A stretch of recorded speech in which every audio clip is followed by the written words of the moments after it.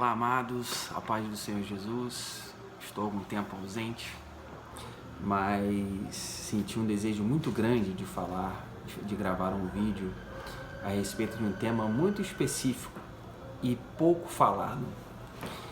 O tema de hoje chama-se Operação do Erro. Por que você quer falar sobre a Operação do Erro, André? Bom, recentemente eu tenho percebido situações em que eu não consigo ver muito sentido nas ações de algumas pessoas que às vezes querem um objetivo, mas agem de forma que o objetivo alcançado seja o oposto daquilo que ele gostaria. Por exemplo, eu quero fazer mal a alguém e, na verdade, o que eu faço exalta esse alguém.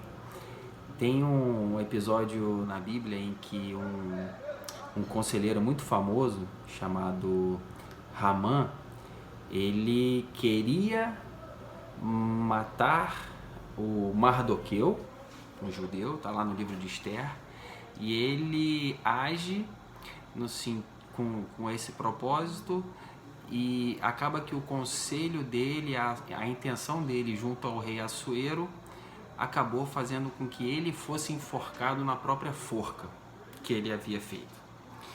Ao longo da minha explicação, talvez vocês possam entender onde eu quero chegar. Então, Operação do Erro. Operação do Erro. Ele está relacionado até com livre-arbítrio. Livre-arbítrio, que é a capacidade da pessoa tomar as suas decisões. Mas na Operação do Erro chega um ponto, e é sobre isso que eu quero falar, em que a mente da pessoa fica tão cauterizada que as decisões tomadas por aquela pessoa não tem tanta autonomia assim. André, tá muito confuso isso aí, vamos exemplificar. Eu separei 16 versículos, 16 tópicos em que a gente consegue extrair a Operação do Erro na Bíblia. Primeiro eu quero falar do Faraó, lá no episódio de Moisés, na libertação do povo judeu. Em Êxodo capítulo 4, versículo 21, diz assim: E disse o Senhor a Moisés: Quando voltares ao Egito, atenta que faças diante de Faraó todas as maravilhas que tenho posto na tua mão, mas eu lhe endurecerei o coração para que não deixe ir o povo. No capítulo 10, versículo 20 de Êxodo diz assim: O Senhor, porém, endureceu o coração de Faraó, e este não deixou ir os filhos de Israel. Eu não vou adentrar na história aqui não, mas você vê que não foi Faraó que proibiu o povo de Israel de ser libertado. Foi Deus que endureceu o coração de Faraó. Então temos aqui um primeiro exemplo de uma operação do erro. Vamos dar continuidade. Agora eu vou falar dos filhos do profeta Eli, que foi quem criou Samuel. No livro de 1 Samuel, capítulo 2, versículo 25, diz assim: Pecando homem contra homem, os juízes o julgarão. Pecando, porém, um homem contra o Senhor, quem rogará por ele? Mas não ouviram a voz de seu pai, que tinha dito isso, Eli, porque o Senhor os queria matar. Então, um outro caso de operação do erro, os filhos de Eli já estavam num nível tão avançado que Deus não permitiu até que eles ouvissem o bom conselho de seu pai. Continuando aqui para a gente acelerar. Livro de 2 Samuel, a gente vai ver a operação do erro em relação a Absalão. Absalão recebe 2 conselhos.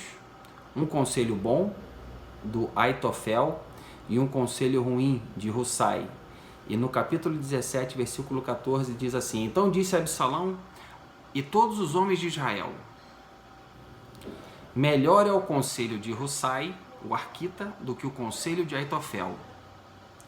Entre parênteses, porém assim o Senhor o ordenara para aniquilar o bom conselho de Aitofel, para que o Senhor trouxesse o mal sobre Absalão. Operação do erro. Continuando agora, eu vou falar de Roboão. A queda de Roboão e uma operação do erro parecida com a de Faraó. Assim o rei Roboão, em 2 Crônicas, capítulo 10, versículo 15. Assim o rei não deu ouvidos ao povo, porque esta mudança vinha de Deus. Mais um episódio de operação do erro. Continuando. Em 2 Crônicas 18, 21, diz assim: E ele disse, eu sairei e serei um espírito de mentira na boca de todos os seus profetas. E disse o Senhor, tu o persuadirás e ainda prevalecerás. Saí e faze o bem. Não vou entrar nessa seara aqui de espírito da mentira. Quero que vocês analisem e tomem as suas conclusões. Mas é um caso de operação do erro. De falsos profetas que falam um monte de bobagem e tá aqui diz que Deus mandou um espírito da mentira. Polêmico isso aqui, né? Continuando. Jeú. Acasias se une com Jorão, e aqui ainda estou falando dos reis, né, de Israel, para atacar Jeú. E olha o que está escrito aqui em 2 Crônicas 22:7. Pois foi da vontade de Deus que Acasias, para sua ruína, visitou Jorão. Porque chegando ele, saiu com Jorão contra Jeú, filho de Ninsi, a quem o Senhor tinha ungido para desarraigar a casa de Acabe. Operação do erro. Vamos agora para Amazias, também a história dos reis de Israel. 2 Crônicas 25:20. Porém Amazias não lhe deu ouvidos, porque isto vinha de Deus, para entregá-los na mão dos seus inimigos, porquanto buscaram os deuses dos Edomitas. Operação do erro. Então aqui nessa primeira etapa eu estou te dando vários exemplos de pessoas que tomaram decisões, mas não foram decisões delas. Elas já tinha sido decretado uma decisão de Deus sobre a vida dessas pessoas, o que evidencia a soberania de Deus. Em Jó 12:16 diz assim: com ele está a força e a sabedoria, seu é o que erra e o que faz errar. No livro de Salmos 36, versículo 3, diz assim: as palavras da sua boca são malícia e engano, deixou de entender e de fazer o bem. Esse é um ponto que eu queria explicar. A gente tem que tomar muito cuidado e ter também muita paciência com, às vezes, situações que a gente não entende, porque existem situações em que a pessoa deixa de entender e de fazer o bem. Por mais que seja óbvia uma situação, uma explicação, a pessoa deixa de entender. Operação do erro.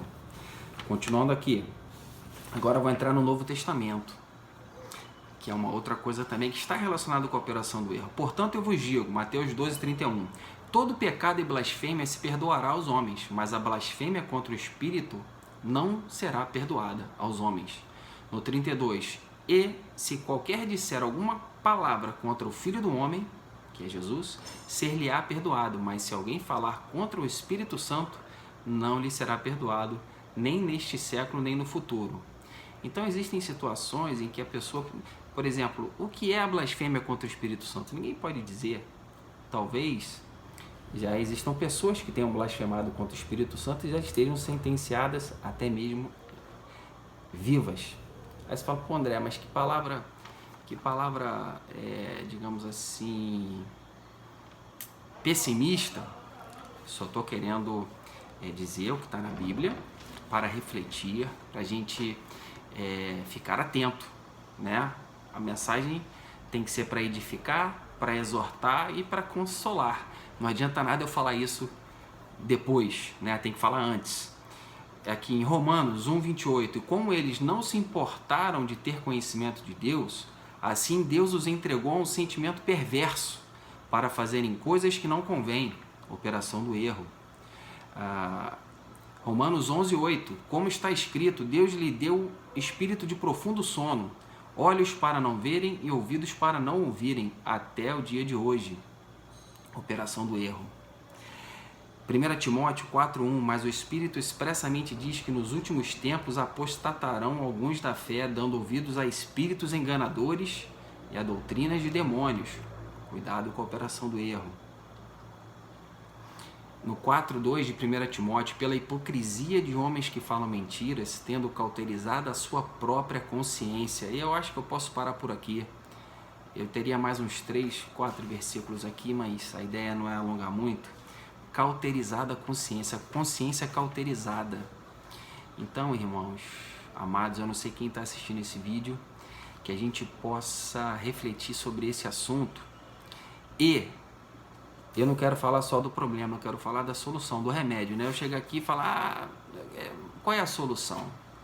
A solução é uma palavrinha só: humildade. Nenhuma dessas pessoas aqui que eu citei, desde Faraó, passando pelos reis, passando pelo Novo Testamento, você nunca vai ver uma pessoa humilde sendo evidenciando uma operação do erro. A arrogância, a soberba, a vaidade é um indicador que leva a pessoa a agir com a operação do erro. Então, que a gente possa repreender todo e qualquer situação, circunstância que possa estar levando a nós ou a quem nós amamos em relação a essa operação do erro, que o nome do Senhor possa ser glorificado, que tenhamos uma semana abençoada, Deus abençoe a sua família e que o nome de Jesus seja sempre exaltado. Em nome de Jesus, amém.